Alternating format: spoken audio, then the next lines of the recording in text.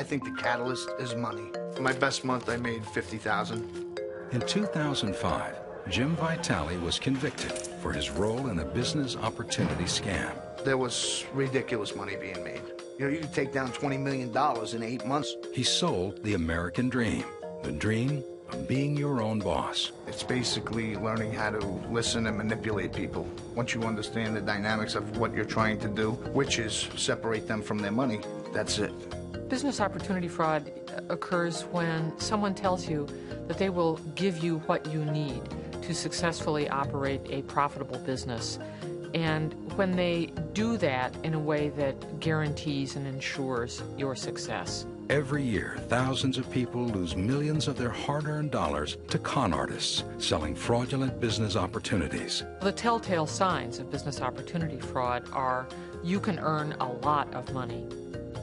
I will show you how to do it, and you can count on being successful. It all starts with an ad full of promises. Things like stay at home, no real legwork required, turnkey business opportunity, things that get people's attention. And then they call in. Sometimes the voices behind these claims are celebrities. Hi, folks. I'm Adam West. Oh, I wish I'd had one of these in the old cave. It's called Easy Link. And every feature could earn money for you. For a piece of tomorrow, call now. When somebody responds to one of their advertisements, there's a very careful process to lure them in. Hey, how are you, Jim? First thing I want you to do is grab a pen. I want you to write my name down. Now I have control. I'm already telling you what to do. I give you my name, my phone number. I tell you a little bit about myself. And then I set an appointment. And I also give you references. Craig D'Angelo is from upstate New York. A TV ad said he could get in on the ground floor of a new high-tech revolution by owning and operating internet kiosks. My main goal for buying the machines wasn't so that I could have a business and retire and get rich. I was just looking for something to supplement things and really kind of make it easier for my wife and kids. I was a police officer at the time, and I was very cynical, dealt with people who got scammed before. So, you know, I was really looking for the warning signs. It sounded simple and lucrative. A plan that couldn't miss. You got to remember, this is before Wi-Fi and before Twitter and all that, before these Blackberries could do everything. So it was really awesome to have a terminal that you could walk up and throw $1 or $2 in and check your email, get money out of, or pay a bill. He called the Better Business Bureau. There were no complaints against the EasyLink company. Then he sat down with his wife and father to discuss the investment. I bought 2 machines. I ended up paying like $12,500 a piece for them, so $25,000, which was a lot of money. And I didn't have that money laying around. I took a second mortgage on my house to do this. If somebody has figured out a foolproof way to earn a lot of money, why are they possibly going to tell you how to do that rather than just doing it for themselves all over the place? So be very skeptical. The warning sign came right when it was kind of too late, and I think the jerk's name was Vitale. He said, "Thanks a lot, Craig, we're going to make a lot of money together." And I said, "Oh man, I think I'm in for a ride." The first thing that anybody interested in investing should do is ask for the written disclosure document. It should list all of the people who have purchased the business opportunity.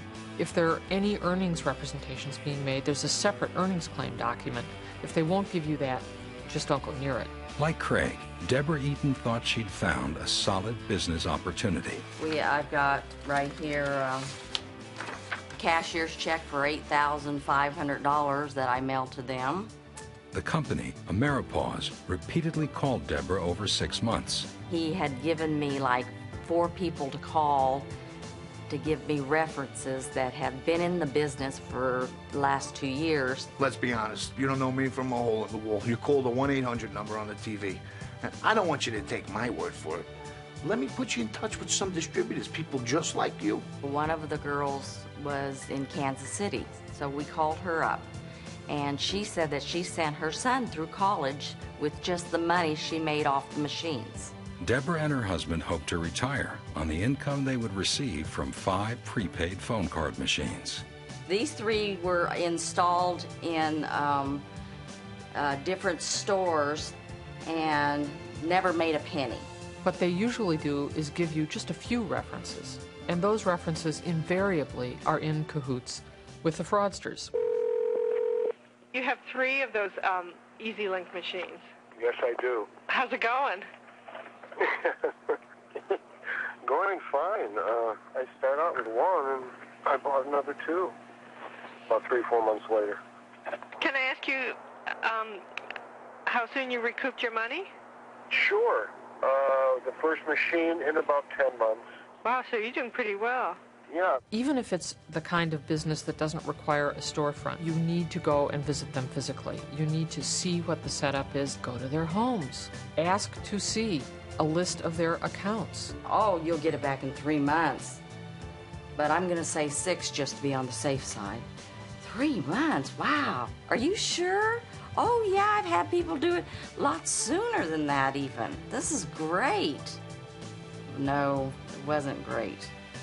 It was a nightmare. If you're talking to somebody who is asking questions in reference to the legitimacy of the business, at that point, you do a slap takeaway. You know what, Jim? Let's stop now, because I have a whole full day of appointments with people who are looking to get into this business, who want to make money, not people who are going to pick apart my disclosures line by line. Okay, with all due respect, listen, there's plenty of things out there. Take your time, shop around. You want to give me a call back in a couple of months? If I have something available, I'll be willing to put you in it. But right now, I need to focus on somebody who's serious. When they tell you you need to hurry up and make your decision because there are other people who are also interested in buying this opportunity in your area and there are only a certain number of opportunities, back off. That is a sure sign of fraud. And it may come as no surprise that when the economy is in decline, fraud is on the rise. You have people who have been successful for the last 10 years, so they got a little something put away. Now, you know, they took their expense account, they cut their overtime, so now they're looking to increase their earning potential. Business opportunities can boom in a recession and in a downturn of the economy. You know that show Get Smart, where he walks down the hallway and these doors open up, all right? And as he goes through a door shuts behind you. It's like that. It was like this process they had you going through. You know, you walk through a door, bang, the door shuts behind you, you're not going back. They knew exactly what they were doing, and they were very, very good at it. And by the time you get to that little phone booth at the end, and you dial that number to make the purchase, whew, down the chute you go, and your money's gone. Nobody in business is going to give you your money back if your business fails. You never saw me in your life. You saw a commercial on TV, you got on the phone with me, you spoke to me for 10 seconds, I gave you some names to call, and I gave you some things to look up, and you called me back 3 days later, and you wrote me a check for $50,000. Does that sound a little screwed up? People want to believe that there is some opportunity that they can invest in that will guarantee that they will have financial success. There is no such thing. There just is no sure deal. None. The best advice I could give to anybody who's looking to purchase a business opportunity or purchase any investment over the phone is fast no's and slow yeses. Period, the end. Fast no's and slow yeses.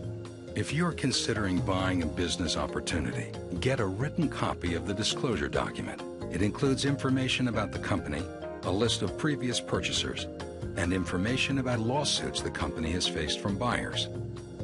Get information in writing about earnings claims. This should include the number and percentage of recent buyers who earned at least as much as the company claims. Interview previous buyers of the business opportunity in person. The FTC requires business opportunity sellers to give potential buyers the names, addresses, and phone numbers of at least 10 previous purchasers. Resist the urge to buy a business over the phone. Promoters of fraudulent businesses are likely to tell you there are a limited number of opportunities, and this is the time to get in on a great deal. Finally, if you suspect that a business opportunity is fraudulent, report it to the Federal Trade Commission. Go to ftc.gov or call 1-877-FTC-HELP.